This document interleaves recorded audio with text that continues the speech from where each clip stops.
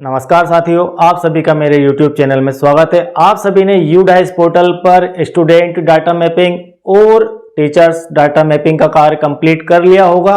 अब इन दोनों अपडेशन के बाद मुझे पिछले वीडियोस में कमेंट के माध्यम से आप लोगों के द्वारा बताया गया कि सर हमें स्टूडेंट डाटा मॉड्यूल और टीचर डाटा मॉड्यूल के अंदर इस प्रकार का एक मैसेज प्राप्त हो रहा है कि वेरिफिकेशन फेल्ड फ्रॉम UIDAI।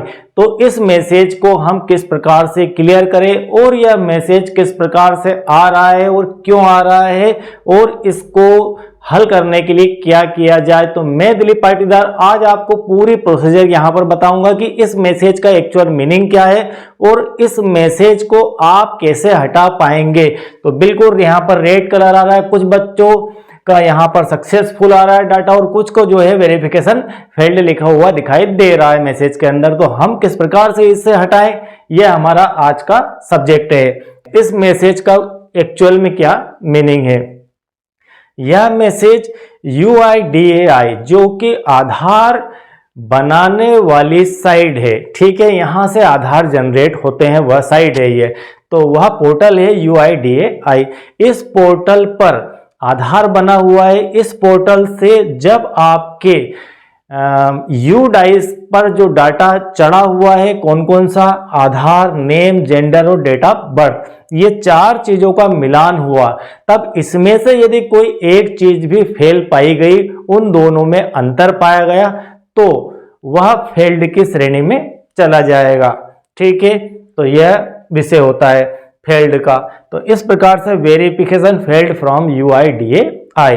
अब एक और छोटा सा यहां पर आप पॉइंट नोट कर लीजिए, यहां पर वैलिडेट अगेन, कभी कभी कुछ समय लग जाता है, हो सकता है कि बच्चे ने सुधार करवा लिया हो, तो आप यहां पर वैलिडेट अगेन थोड़ा सा टच करके देख लीजिए, एक बार पोर्टल खोलिए और जिन जिन बच्चों के वैलिडेट अगेन लिखा हुआ है या फेल्ड लिखा हुआ है, उन सभी को यहां पर आप अगेन अपडेट करके देखिए। हो सकता है कि कुछ का यहां पर अपडेट ऑटोमेटिक हो जाए, कभी कभी यह भी होता है, वो हम सुधार कर देते हैं और इसे अगेन नहीं करते हैं तो वह वहीं का वहीं अटक जाता है, तो यहां पर अगेन करने से यह सक्सेसफुल भी हो सकता है।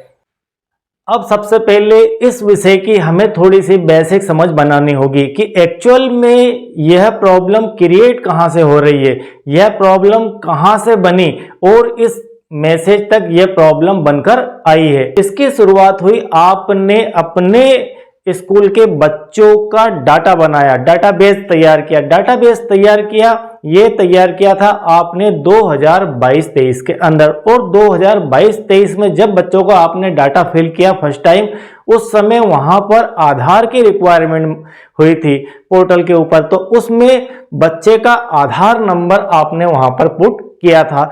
अब वह आधार नंबर सही है या गलत है, कभी कभी काम को तेज गति से करने के चक्कर में आधार भी गलत चढ़ जाता है, यह जरूरी नहीं कि वह उसी बच्चे का आधार है।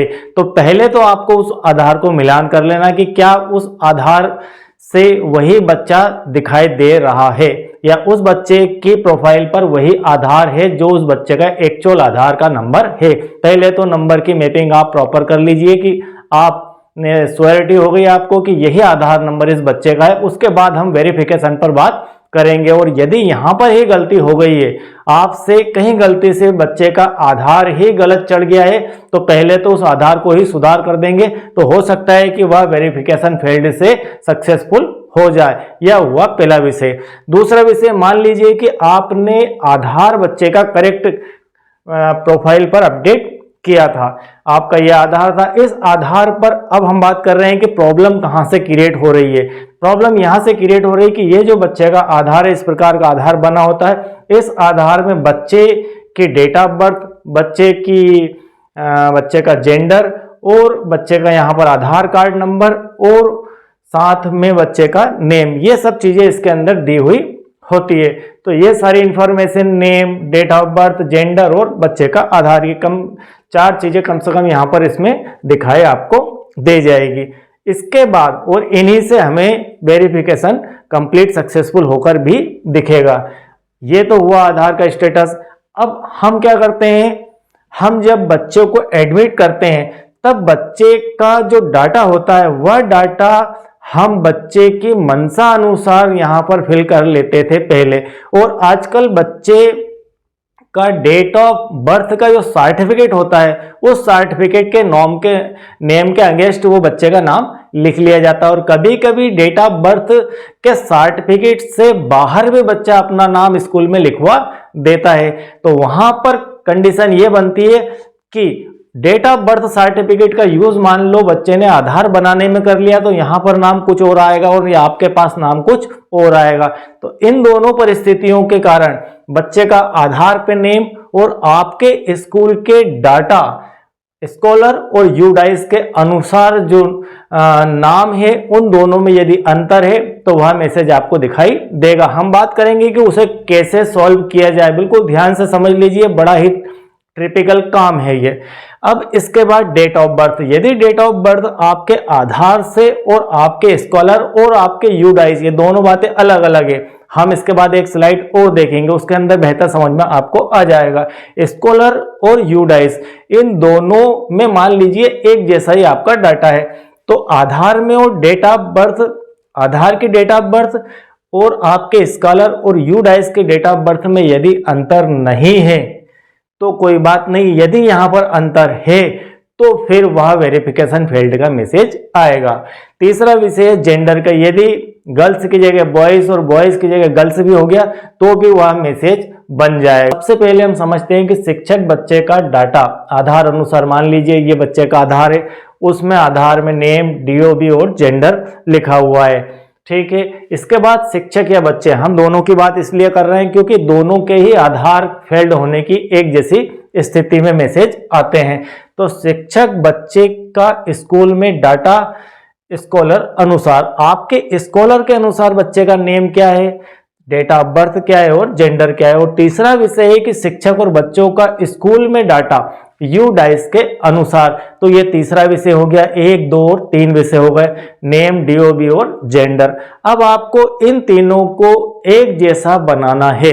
अब तीनों को एक जैसा बनाने के लिए आपको क्या करना है, आपको उस बच्चों को अवगत कराना है कि आपका यहाँ पर आधार का स्टेटस फेल हो गया। इससे पहले मैं एक बार आपको और स्मरण करवा दूं कि आप उस बच्चे का आधार प्रॉपर नंबर चेक जरूर कर लेना। हो सकता है कि वह सही नहीं अपडेट किया गया हो, एक अंक इधर उधर हो गया हो, दूसरे बच्चे का आधार अपडेट हो गया हो, उस कारण से वह यह नहीं दिखा रहा है कि इस बच्चे का यह नाम में कमी है, वह सीधे सीधे आपको फेल्ड का मैसेज दे रहा है। तो आप उसे एक बार जरूर मिलान कर लीजिए, उसके बाद ही आप बच्चों को बोलिए कि आप अपने आधार में सुधार करवाइए।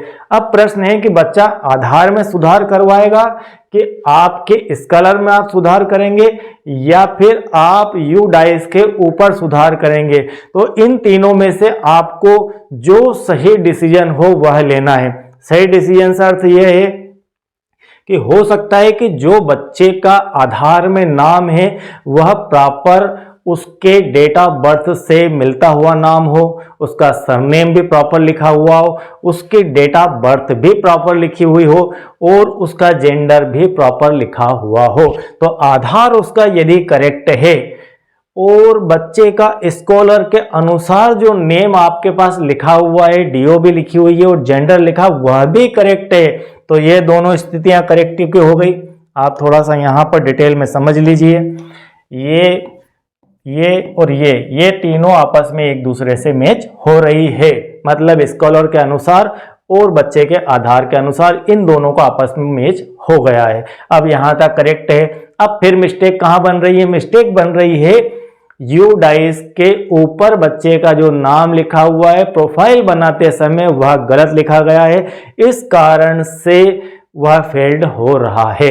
तो अब आपका यह वाला जो नेम और डीओबी और जेंडर है वही का वही आपको यहाँ पर लिखना है। तो इसके लिए, इस सुधार के लिए फॉर्म नंबर S2 और S3 दिए गए हैं। मैंने एक वीडियो पहले दिया है फॉर्म S2 और S3, तो उन फॉर्म को भरकर आप यहाँ पर सुधार करवा सकते हैं। तो यह तो हुई पहली स्थिति कि आप इनमें यहाँ करेक्शन कर सकते हैं और यह करेक्शन होते ही सब कुछ मैच हो जाएगा और वह वेरिफिकेशन सक्सेसफुल हो जाएगा। दूसरी स्थिति यह बनती है कि मान लीजिए कि आपका जो यूडाइस पर डाटा बना है वह आपके स्कॉलर के अनुसार है और आपके बच्चे के आधार नंबर तो सही चढ़ा हुआ है पोर्टल पर, लेकिन उसका नेम में मिस्टेक है, तो आप फिर उस बच्चे से कहिए कि आप अपने नेम को यहां पर सुधार करवा के लाइए। तो दूसरी स्थिति यहां पर यह बन सकती है। और तीसरी स्थिति यह बन सकती है कि ये और ये वाला दोनों पार्ट सही हो और आपके पास कुछ गलत लिखा हुआ हो, तो फिर एक काम कीजिए, आप सुधार कर लीजिए। फिर आप सुधार कर लीजिए यदि संभव हो सके तो, आपके नियमों के अनुसार, नियम के अधीन रहते हुए। आपको नियम तोड़कर कोई काम नहीं करना है, नियम के अनुसार ही आप एजुकेशन डिपार्टमेंट में हैं तो आप जानते हैं कि स्कॉलर कितना महत्वपूर्ण होता है, तो उसमें आप के अधिकार जहां तक हैं वहां तक आप उसे सुधार कर सकते हैं। तो ठीक है, इस प्रकार से आप इन विषयों को समझ लीजिए और समझ गए होंगे तो आप इस प्रकार से उस वेरिफिकेशन फील्ड के मैसेज को हटा सकते हैं। आपके जो कमेंट हैं, आपकी जो सार्वजनिक समस्याएं मुझे देखने को मिली, उन सभी को मैं यहां पर सॉल्व कर रहा हूं। आई होप कि यह वीडियो आपके लिए बहुत ही हेल्पफुल होगा। तो इस वीडियो को लाइक कीजिए और सभी साथियों को शेयर भी कीजिए ताकि वे भी इस समस्या को सॉल्व कर सके। Thank you very much.